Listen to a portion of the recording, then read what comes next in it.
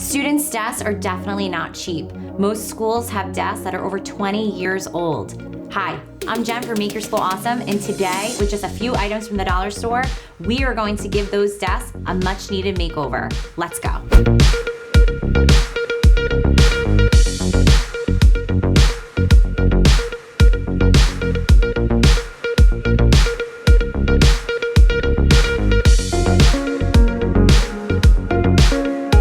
Number 1, quickly wipe down the desk to remove any dirt or residue.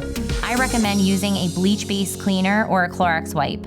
We want a fresh surface so our new items stick to the desk. Number 2, using your contact paper, flip it over and use the grid to cut it to fit the size of your desktop. Number 3, you may peel back the paper and attach it with a regular adhesive base, but I recommend simply using clear tape and creating a seal around its perimeter.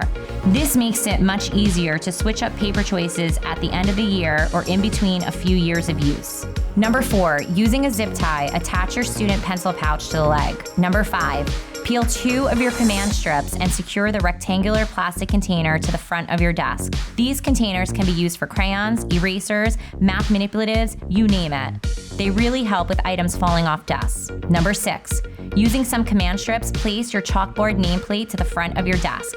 I saw this item at the dollar store and I couldn't resist. I can write on it each year and reuse it. Now enjoy your new and improved looking desk.